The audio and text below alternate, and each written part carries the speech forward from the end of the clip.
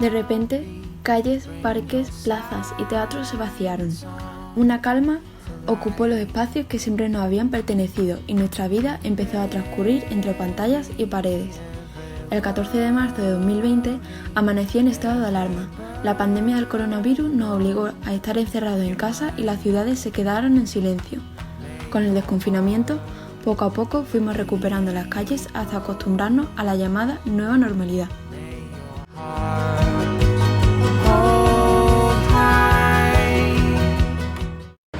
Muchos de los cambios en nuestra historia han dejado huella en nuestra sociedad y eso también ha influido en el urbanismo de nuestras ciudades. Hoy, con tres arquitectos, vamos a discutir cómo es el paisajismo en nuestras ciudades y también su urbanismo, y también cómo eso nos influye tanto en el presente como en el futuro.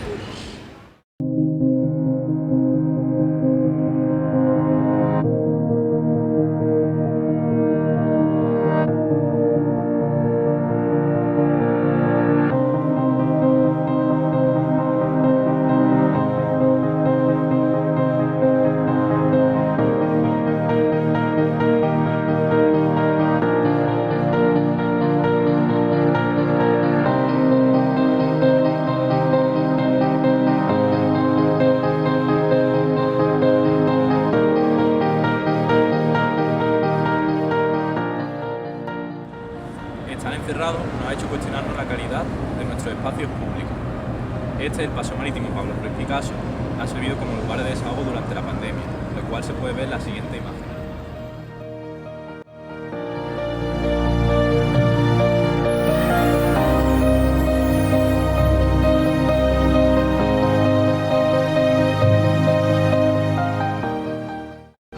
¿Y cuál es el uso que se le ha dado históricamente a este espacio urbano? Porque no solo ha tenido función, ¿verdad? Pues a finales del siglo XIX, la burguesía malagueña elaboró un plan de transformación y colonización de la zona centro-este de la ciudad. Entre finales del siglo XIX y principios del XX se construyeron las primeras edificaciones de uso residencial y hotelero, creando así la sociedad propagandística para el turismo y embellecimiento de la ciudad de Málaga, lo que favoreció la creación de barrios como puede ser Sánchez Ancha, la ampliación del puerto de Málaga, Alameda y creación de Calle Lario.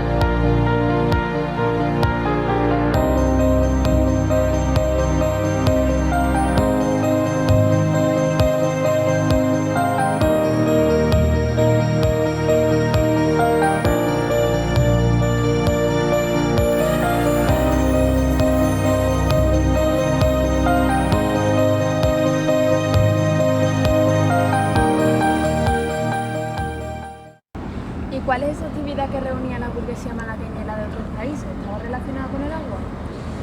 Pues como principal foco de atracción de los espacios públicos y lúdicos de Málaga nos encontramos con los baños, que se remonta a la tradición musulmana. La alta sociedad malagueña los llevó a usar como espacios de reunión y para cerrar tratos y acuerdos de negocio. Hay que destacar dos baños principalmente. Tenemos el baño de Apolo, que tenía un fin higiénico para las clases trabajadoras y más pobres. Al final de su trayectoria pues se encontraba en la playa de la Malagueta, pero en su inicio se encontraba en el Postigo de los Abades. Después, el siguiente baño, que era el más importante, por así decirlo, para las clases con más dinero, era los baños del Carmen, que se encontraba a los pies del Monte Santerno, gracias al cual sostenían las piedras necesarias para la creación de ese puerto, que posteriormente sirvió de cobijo para ese puerto.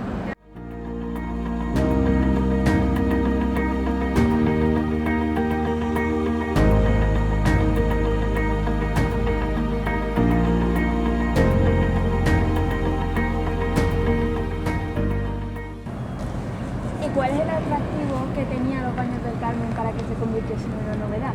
¿Supuso algún cambio en la sociedad? Pues a principios de los años 20, la sociedad del país estaba dividida en hombres y mujeres, tanto en cines como teatros, y los baños del Carmen fue pionero en eso. Permitió la entrada conjunta de hombres y de mujeres sin separar por género alguno. junto con el Hotel Caleta Place en 1920 y lo que hoy en día es el Gran Hotel Miramar, que antes era el Hotel Príncipe de Asturias, prendieron la llama del turismo gracias a la visita del rey Alfonso XIII.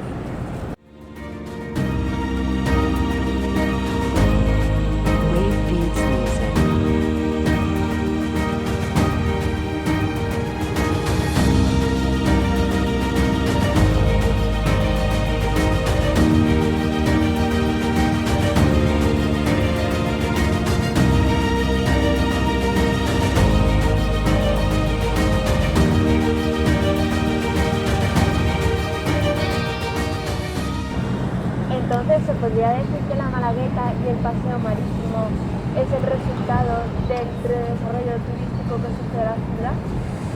El embellecimiento de Málaga trajo un gran crecimiento y una gran atracción de turistas, pero se llevó consigo el tradicional barrio de pescadores de la Malagueta, que varaban las jávegas y traían el pescado a la ciudad. O bien se iba a comprar directamente a la playa o se usaba la figura del cenachero para llevarlo a la gente que no podía ir a lo que es la ciudad. Al igual que acabó con el barrio de pescadores, también acabó con la línea de tren, que era la encargada de llevar las piedras de la cantera de los Almellones para la construcción del puerto.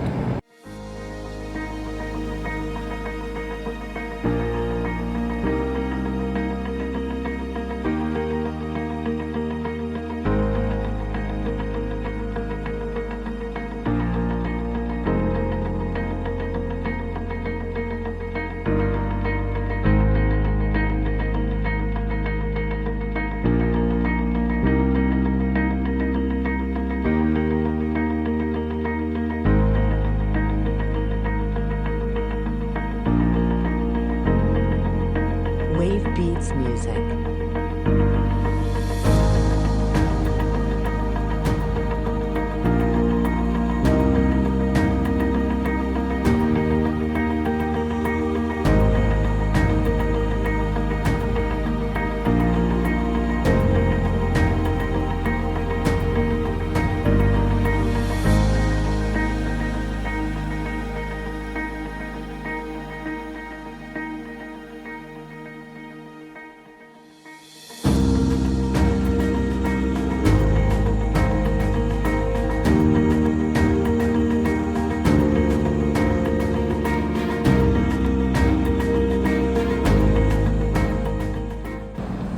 Esta promoción turística no solo atrae a las clases más altas de la sociedad, sino que la burguesía malagueña se traslada a vivir a la zona este de la ciudad, hecho que se puede observar hoy en día en la zona donde viven las familias con las rentas medias más altas.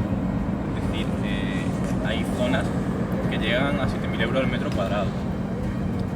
Esta extinción cultural se oculta bajo la playa de la Malagueta, una playa totalmente artificial que sin sus espiones no sería nada. Es una playa que Málaga tendría que construir día tras día.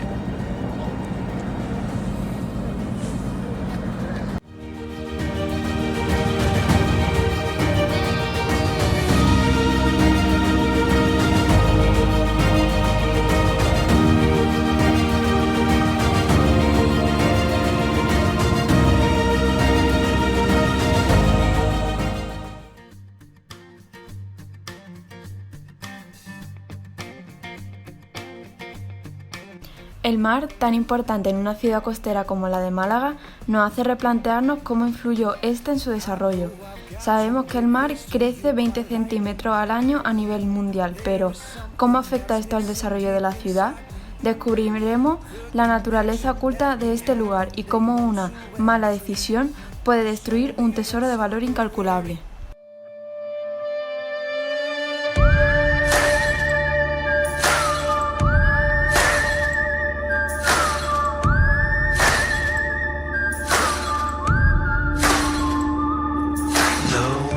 Hemos visto cómo el ser humano ha ido apoderándose cada vez más del agua. ¿Cómo se toma del agua estas modificaciones hechas por el ser humano? Y aparte, ¿qué hay debajo de lo que no podemos percibir nosotros? Es decir, lo que tenemos justo a nuestros pies. Málaga, al igual que muchas otras ciudades de costa, la importancia del agua es vital. Podemos ver como antiguamente, podemos remontarnos era la mala Fenicia, cuando podemos ver cómo la Alcazaba se encontraba totalmente rodeada por agua. Y actualmente podemos verla como el punto más cercano al agua está a 300 metros. Eso ya es un síntoma de cómo la evolución ha hecho que esas distancias o cómo el terreno ha ido ganándole espacio al mar. Entonces, ¿se podría decir que la forma que tiene actualmente el paseo marítimo ha sido debido solamente a la mano humana? Podríamos decir que solamente en los últimos siglos. Donde nos encontramos actualmente, pues, se ha demostrado a partir de la evolución que donde nos encontramos actualmente es la acumulación de los sedimentos, tanto del río Guadalhorce como de Guadalmedina o incluso todos los arroyos que podemos ver a lo largo del perfil litoral. Pero también es verdad que no solamente se ha modificado ese perfil litoral, sino el cauce de los propios arroyos, creando irregularidades y desviando esos cauces naturales. No es hasta el siglo XVIII cuando podemos decir que en la zona oeste de Málaga, cuando empieza la industria, en el barrio de San Andrés, podemos encontrar esas modificaciones inicias de la mano del ser humano, pero las más actuales las podemos decir que están justamente aquí donde estamos ahora, en la Malagueta. Y entonces, para estos arroyos que han sido modificados, ¿cómo se resuelve el estuario? ¿Genera algún impedimento en la playa? Claro, justamente podemos decir que los puntos negros de las playas son las salidas de los arroyos. ¿Por qué? Porque se crea una acumulación de suciedad, incluso de olores, cuando esas aguas quedan estancadas, que crea, podemos decir que dos impactos, tanto económicos, podemos decir que el movimiento de arena o el quitar los restos que dejan la lluvia o los torrenciales implica un coste económico bastante fuerte. Y si a eso le añadimos el coste psicológico que queda sobre la ciudad en esos espacios, pues si yo ahora mismo te preguntara si tú irías a la playa y te quedarías en una zona, seguramente no cogerías la salida del arroyo. ¿Por qué? Porque ya sabes que son zonas sucias, arenas que son movidas, entonces seguramente evitarías esos sitios. Entonces, ¿qué creamos? Líneas divisorias. En el tramo actual del perfil litoral donde nos encontramos ahora, encontramos 10 divisiones. Entonces, nosotros como arquitectos tenemos que crear esos espacios y evitar esas divisiones en la sociedad. Los arroyos se han ido cubriendo y dejando a nuestros pies conforme se necesitaban esos espacios. El clima de Málaga incita a pensar que con un pequeño arroyo que recoja la poca agua que cae es suficiente, pero no podemos estar más equivocados. Cuando llueve con fuerza, el agua recogida en los arroyos puede llegar a equivaler a la cantidad de agua de 3 o 4 días normales, y de ello la importancia de que los conductos subterráneos se mantengan aunque esto implique un coste elevado. En el tramo de nuestra espalda hay 10 salidas directas al mar, repartidas a lo largo de la costa, desde donde nos encontramos hasta la llegada de los Baños del Carmen. Como vemos, Málaga no es una ciudad plana, es más, en la zona oriental vemos como hay una montaña a pie de playa. Entonces nosotros nos preguntamos si estas diferencias de cota han influido en el paseo marítimo, ya sea terrestre o marina. Efectivamente, la cota en el perfil litoral varía bastante notable. Podemos encontrar la cota más alta, la podemos encontrar en los Baños del Carmen, donde la diferencia entre el monte y el mar es mínima. Incluso la podemos ver en el paseo marítimo, como incluso no llegan a entrar 2 personas a la vez. Relacionando esto un poco con las preguntas que me has hecho antes sobre los riachuelos, esto también influye a la velocidad que baja el agua. Cuanto más cota, más velocidad coge el agua y por lo tanto más impacto habrá sobre la playa. Pero esto no es lo que vemos sobre el perfil de la tierra, es poca, porque encontramos mucho más cota a nivel marino. Esto también se debe a la modificación del perfil litoral, la acumulación que se hizo para crear estas nuevas playas, hicieron que se crearan esos niveles de cota a nivel de mar. Antes has mencionado la importancia que tuvo los Baños del Carmen para el paseo marítimo. ¿Y estas diferencias de cotas que has mencionado antes, cómo han influido en su ubicación? Los Baños del Carmen se encuentran en una ubicación estratégica, no solamente por los desniveles de cota, sino también por la granulometría. A lo largo del perfil litoral encontramos arena fina o media, sin embargo en los Baños del Carmen encontramos acumulaciones de roca. Esto le da lugar a un microclima especial, creando una fauna y una flora de un valor incalculable. Podemos encontrar una colonia existente de Patella ferruginea, que es un tipo de lapa que está protegida en peligro de extinción, y después también algunos tipos de algas como por ejemplo la cistoseira. La naturaleza se convierte en un foco de atención y atracción para las personas gracias a las cualidades como el color, el olor o sus dimensiones, y puede convertir las plazas, las calles, incluso este paseo marítimo, en un espacio mucho más confortable. El confort en los espacios públicos no solamente se consigue colocando unos bancos para sentarse, sino también se consigue generando sombra, olores frescos. Todo ello lo podemos conseguir gracias al jazmín, por ejemplo, y creando espacios vivos a partir de las flores como la bugambilla. En el ejemplo de la sombra podemos poner árboles como tamarix, ¿no? O alguna otra especie de la familia. El género tamarix es muy presente en España, sobre todo en las ciudades costeras y en las islas de Canarias, y suelen ser árboles muy ramosos, que pueden llegar a alcanzar esos 3 metros, incluso podemos llegar a ver 8, dependiendo en función de la familia, ¿no?, que se trate. Las hojas tienen forma de escamas, disponiéndose todas ellas alrededor de la ramilla, y además tienden a la capacidad de secretar sales de sustrato como medio de una pequeña glándula, y aunque las flores son muy pequeñas, estas son muy vistosas a la vez porque salen en racimos numerosos, blancos, crema o rosados. Además, son muy aromáticas. Si seguimos con el tema de los aromas, nos podemos encontrar con el jazmín, ya mencionado anteriormente, con un olor muy característico en algunas zonas de la ciudad de Málaga y a la vez muy valorado por los vinagueros de la ciudad. Para el jazmín el sol es clave, ya que para poder florecer en condiciones necesarias, una exposición a pleno sol, y aunque el jazmín agradece el calor, lo cierto es que es una planta capaz de estar expuesta al frío. Lo tolera hasta 3 grados por bajo cero. Y como cualquier planta en periodo de floración va a necesitar riego, por lo menos cada 2 o 3 días, y tampoco es necesario ni recomendable regarlo abundantemente. Y ya por último, con lo que se refiere al suelo, nos tendremos que preocupar mucho en que sea una planta tan versátil que sea capaz de crecer incluso en suelos pobres, sin nutrientes, incluso en casos será más fácil, incluso esto será más fácil para su cuidado. Como hemos mencionado, las cotas en este sitio son bastante empinadas y por lo tanto el suelo casi siempre va a ser la roca. Y aunque el color ya no lo aportan tanto la especie de tamarix, como en el caso del jazmín, también podemos trabajar con la conocida lavanda marítima, una planta que nos va a aportar colores vivos y que harán del paseo un lugar mucho más atractivo.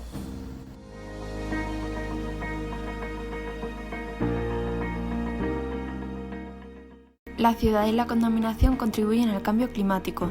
De acuerdo con la ONU Habitat, las ciudades consumen el 78% de la energía mundial y producen más del 60% de las emisiones de gases de efecto invernadero. A todo esto hay que sumarle la mala planificación urbana que hay presente en la mayoría de las ciudades del mundo, que contribuye a la aparición de enfermedades y al aumento de la mortalidad. Hoy hablaremos acerca de uno de los grandes problemas que se enfrentan las ciudades en pleno siglo XXI, las islas de calor. ¿Qué son? ¿Por qué se originan? ¿Y dónde tienen lugar? Son algunas de otras muchas preguntas a las que les buscaremos una respuesta.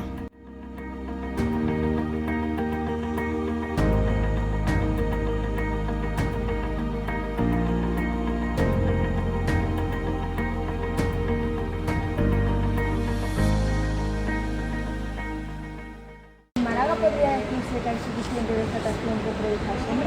¿O es de esas ciudades que te puedes encontrar en sitios donde resguardarte del sol? ¿Se generan islas de calor? En primer lugar, donde hay verde hay vida. La naturaleza cada vez tiene mayor importancia de la que tiene, sin embargo en las ciudades seguimos dando la espalda a la naturaleza. Desde el punto de vista de la arquitectura, la naturaleza es una herramienta muy valiosa. Para hacer una idea, si todo el mundo que tuviera un jardín plantado, una jacaranda por ejemplo, la temperatura de sus hojas siempre estaría a una media de 21 grados, por lo que generaría un microclima. Y no solamente lo generaría por esa temperatura media de las hojas, sino también por esa sombra que proyecta tan necesaria en los días de calor del verano. Pero bueno, si observamos la construcción del paseo marítimo y en su reconstrucción, pues no se han tenido en cuenta las ventajas que nos da la naturaleza. Si midiéramos la superficie, ¿no?, la importancia en cuestión de la superficie, el tráfico rodado predomina sobre el área verde y el área peatonal. Y esto no solamente genera consecuencias perceptibles como esa tensión que se genera entre el ciclista y el peatón, en las horas puntas de la tarde del verano, sino que también genera algunos fenómenos más difíciles de percibir como son las islas de calor.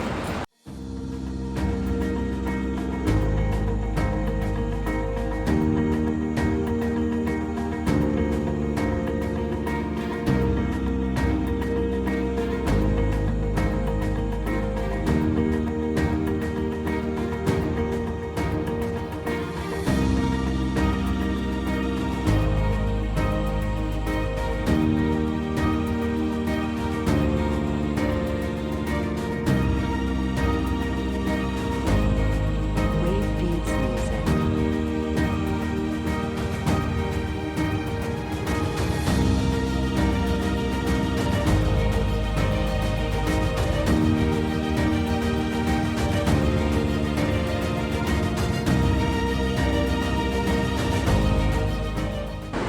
¿Y qué otros factores influyen en las islas de calores? Porque no solamente será el factor de la naturaleza, ¿no? La isla de calor partimos de que es un fenómeno de origen térmico que se origina sobre todo en las áreas urbanas y consiste en que la diferencia de temperatura tiende a ser entre 20 grados más cálida con respecto a otras zonas de la ciudad. Y esa diferencia de temperatura tiende a elevarse hasta los 12 grados durante la noche. La isla de calor es un fenómeno, como mencionaba antes, que se origina en las áreas urbanas debido a su morfología, grandes edificios, zonas pavimentadas y escasez de superficie.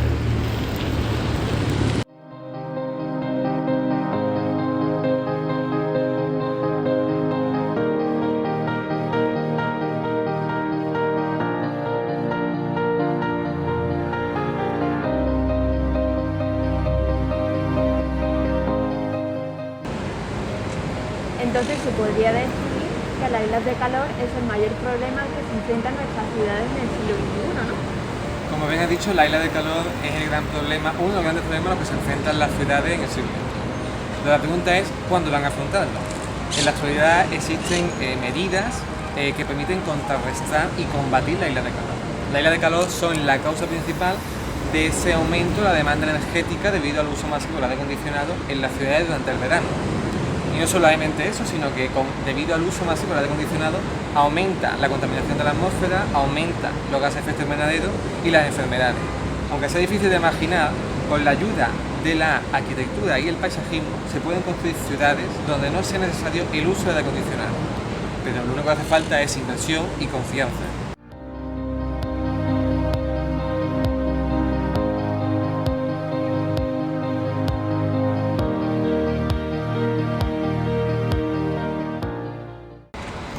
Según el análisis realizado por Javier catedrático de Geografía Física de la Universidad de Barcelona, concluye que la diferencia de temperatura entre el centro de la ciudad y la periferia es considerable.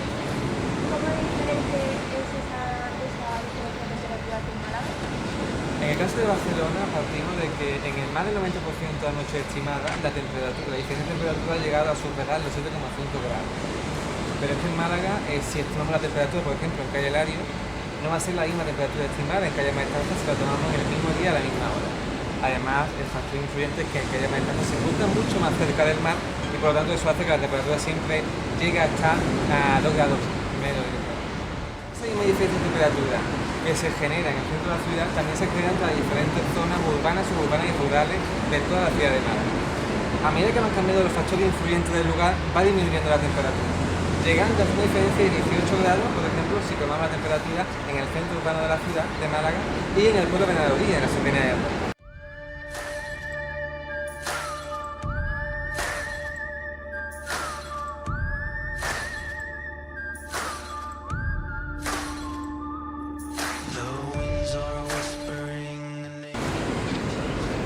Antes ha mencionado que las islas de calor pueden producir enfermedades y muertes. ¿Ante qué cifras nos encontramos? Pues en España estamos hablando a un más de 1% de la muerte relacionada con el calor extremo. La mitad sería debido al efecto de isla de calor. Estaríamos hablando de una cifra de 2.125 personas fallecidas de causa directa, ya sea por accidentes de tráfico o accidentes laborales, que sobre todo los causa el efecto de isla de calor, y de causa directa estaríamos hablando de dificultades respiratorias o cardiovasculares. Estamos hablando ante una cifra escalofriante y que estoy seguro de que si todos fuéramos conscientes de ello, no seguíamos construyendo ciudades con materiales con baja capacidad para reflejar el sol. Seguíamos construyendo carreteras con asfalto en frío, de colores claros y no oscuros, como el negro. Estaríamos impermeabilizando todas las cubiertas de los edificios de color blanco y no rojo.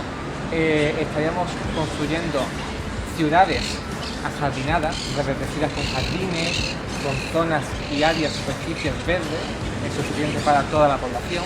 Las cubiertas de los principales edificios serían verdes. Estaríamos iluminando nuestras calles con luminarias LED, no generando ese calor que produce por radiación la de vapor de sodio o las luminarias actuales. Y sobre todo estamos construyendo todo nuestro suelo de las plazas, parques y paseos con pavimentos con capacidad drenante y con capacidad descontaminante por fotocatalítico. En definitiva, sería proyectar ciudades con responsabilidad y atendiendo a todos los detalles por pequeños que sean. Nuestras calles deben ser lo suficientemente anchas para permitir el flujo del aire para que la polución y el calor no se concentren en el suelo.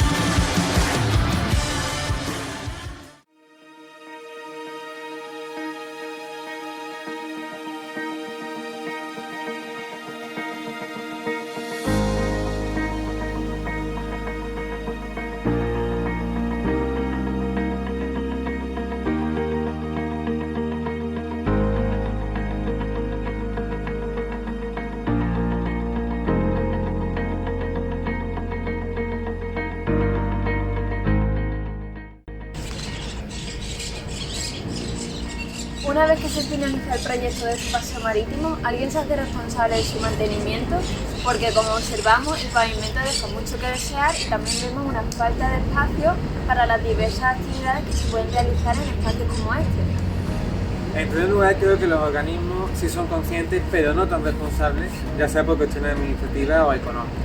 Pero lo que sí estoy seguro de ello es que cuando se proyectó, cuando se reconstruyó este paseo marítimo, no se pensaba que se acabaría convirtiendo en ese espacio de desahogo para deportistas y habitantes de toda la ciudad de Málaga. Y que mucho, aún menos, este incrementaría su uso y popularidad durante el desconfinamiento.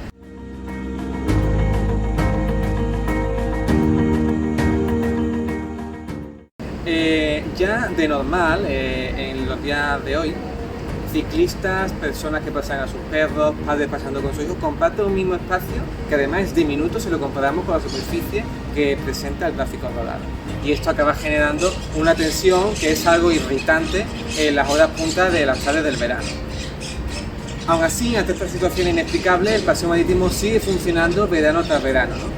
Y ante esto me pregunto si en ese proceso de reconstrucción se hubieran tenido en cuenta todas las normativas de urbanismo y accesibilidad, quizás el paseo marítimo no hubiera funcionado como hoy.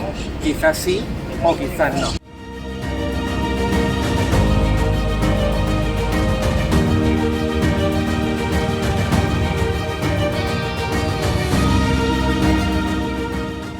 Independientemente de ello, esto no quita que el paseo marítimo, como espacio público que es, no se adapte a las nuevas normas de accesibilidad, como es el ancho de la acera peatonal, el ancho, dimensión y ubicación del pavimento táctil, la altura de los bordillos, puesto que es un espacio donde la accesibilidad, esa necesidad de ser accesible para todos, va en aumento cada año y se hace de notar.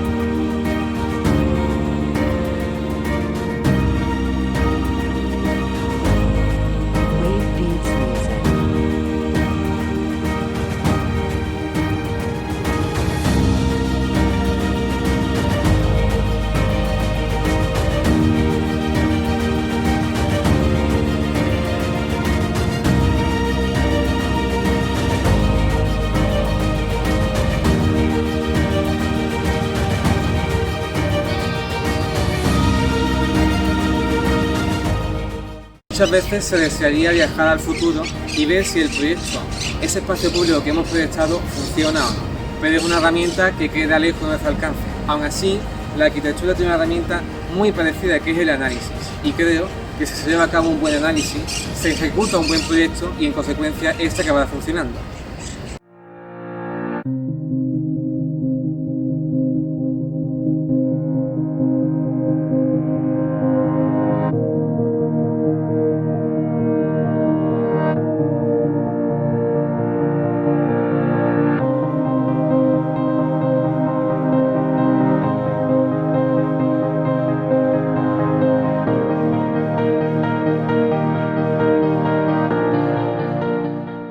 Tengo entendido que el paseo marítimo no es solamente una vía que los usuarios recorren a pie, sino que también es una conexión hacia el este de la provincia y nosotros nos preguntamos qué problemas y qué beneficios nos pueden acarrear. A ver, fácilmente para un ciudadano del Rincón de la Victoria que trabaja en Calle Nueva, pues le supone una conexión directa con el centro de la ciudad y con su trabajo y por lo tanto le permite estar menos tiempo en carretera. Pero para las personas que vivan en el paseo marítimo o que frecuenten el paseo marítimo diario, pues le supone afrontar una contaminación acústica constante. Normalmente entiendo que todas las personas que vienen al paseo marítimo pues para desconectar del sector de la ciudad y para hacer deporte. Sin embargo, yo creo que para venir a este paseo marítimo, si quieres desconectar, va a ser necesario usar unos tapones o unos auriculares para escuchar música.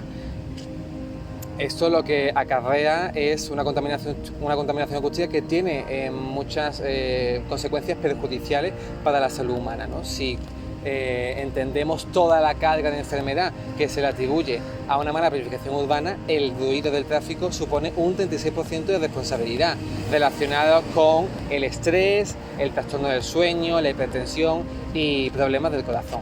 Entonces supongo y apoyo la necesidad de apoyar al peatón y dejar al tráfico rodado y al vehículo privado en un segundo plano.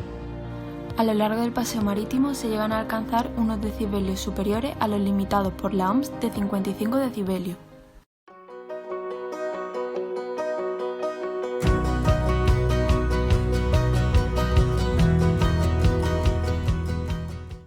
En este programa hemos visto que el urbanismo es una pieza fundamental para construir ciudades más saludables, sostenibles y justas. Reflexionar sobre este tema no solo interesa a arquitectos y urbanistas, sino al conjunto de la sociedad. Todos debemos pensar y decidir qué tipo de ciudad queremos habitar. El arquitecto y urbanista Le Corbusier lo tenía muy claro y decía que los materiales en la planificación de las ciudades son el cielo, el espacio, los árboles, el acero y el cemento, en este orden y con esta jerarquía.